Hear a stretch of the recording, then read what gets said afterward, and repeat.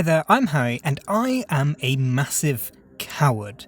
I don't like survival horror games. I've not played Resident Evil 4 or Alien Isolation or Dead Space. They're just not really my thing. I can see why they're so acclaimed, and I know the merits of the genre go beyond simply just scaring the player, but going into a video game with the intention of being scared is not why I play them.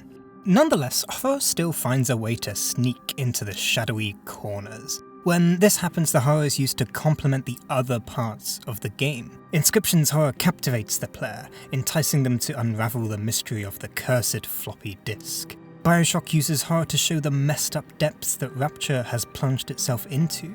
Then we have Outer Wilds. What kind of horror is Outer Wilds? Well, it's a bit more complicated. Outer Wilds horror is implied. You see, Outer Wilds is not a survival horror game, it's an exploration game. But something is slightly off. You're a little explorer on a little planet in a little solar system, and no, that's not like a turn of phrase, I mean everything is really small. And that's weird, right? Is it just me? Is that a little weird? Planets aren't meant to be this small. Why is everything so small? It's unsettling, uncanny even. You know that it's not right. This universe is not like our own. There's weird ghost matter lying around that kills you if you touch it, the only indicator of their presence being these small, uncomfortable crystals. It's weird, you won't find this hang around in your backyard. Oh no! I spent £8 on this joke. Please subscribe. Also, I know that's not what they look like, shut up. Like, you've not even taken off yet. You've not even left the weak gravitational pull of tiny Earth. And yet when you do, things don't exactly improve. Atle Rock is the moon of Timber Hearth, and I feel like it's one of the most underrated places in terms of setting the game's tone. Stick with me here, like, the music of Outer Wilds is really good, especially the way it uses its music, what with all the songs and the bit at the end where I break down into a tiny baby and cry. But when you disembark from your ship in Atle Rock, what do you hear? What music plays?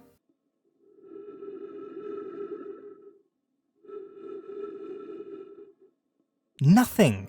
You have the full suite of Andrew Pralow's music for the game, and yet at this moment they decide not to use it.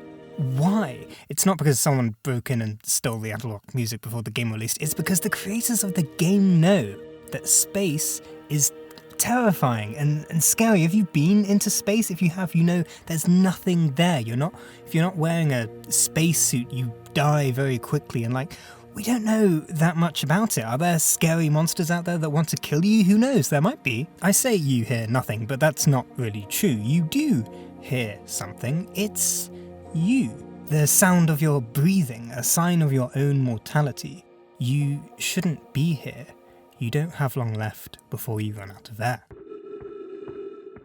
But you are here anyway. You're a pioneer, a brave explorer. Nothing is going to stop you from discovering everything, leaving no corner of the solar system unturned. No matter what you face, you know that with your courage and wits, you can overcome any... yeah, the sun explodes. Now, I don't know if you've seen a sun before, but if you have, you'll know that they're not meant to explode. They're not meant to do that.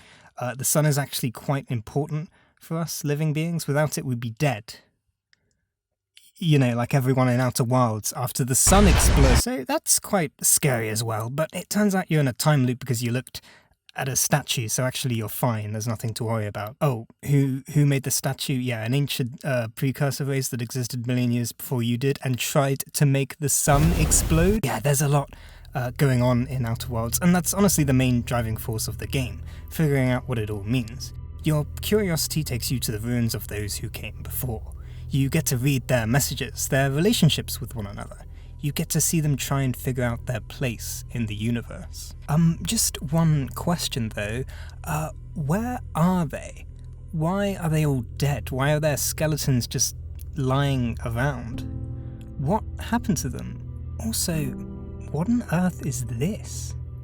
This is what I mean when I say the horror of Outer Wilds is implicit. There are no zombies that are going to jump out of you. Instead, the horror is a bit more abstract. It's all about the revelations, knowing the truth, knowing how the Nomai were wiped out by cosmic chance, how they weren't responsible for the sun exploding, it's just the end of the universe.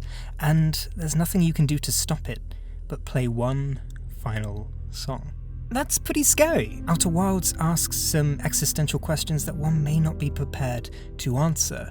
It's a totally different kind of horror, but one no less terrifying, a fear of the unknown, that the universe in all its vastness doesn't care about you. But Harry, there's a rather large elephant in the room that you don't seem too keen on addressing, and you're right, yeah. While we don't know about space in all its vastness, we know even less about what lies in the ocean. Outer Wilds uses implicit horror, that is something special in and of itself, but what's even more special is that Outer Wilds delivers. There is something out there, and it wants to kill you. That's pretty mean. Killing is bad, you shouldn't do it. Okay, so I know there's like a subset of people out there that can't deal with Subnautica.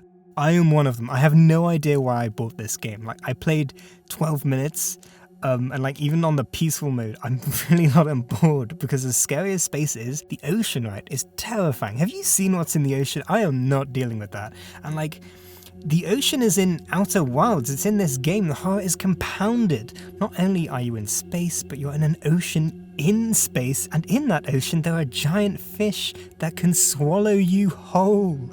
If this was any other game, if this was just like a base survival horror game, nope, I'm out, sorry, I can't do it. But it's too late. The game already has its hooks in me, and I need to get to the end. Dark Bramble itself is a great shadow that looks over the entire game. It's different to all the other planets, the call to adventure being replaced by a sense of dread. You know that eventually you're going to have to take the plunge, but you don't want to, you put it off. This is why it works so effectively, in my opinion. It's not just the fact that it's a horror set piece, it's the fact that it's a horror set piece that has been implicitly hinted at for the entire game. The storm is terrifying, yes, we talk about the storm all the time in its various sharp teeth, but the one thing we don't talk about, the one thing that's equally terrifying, the silence before it.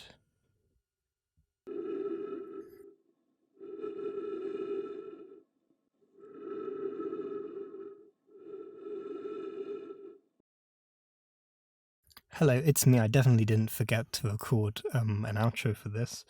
I hope you enjoyed this video, and if you want to see more videos when they come out, please do subscribe. You can also go to videogamesabout.co.uk where you can read my thoughts on Outer Wilds as a whole, as a cohesive living being, because that's what video games are. It also has some of the hold your breath potential criticisms that I had about the game. Yeah, I know there were some parts I didn't like. I'll link it in the description. Anyway, much like what Outer Wilds teaches us, all good things must come to an end. So I will see you later. This is dumb.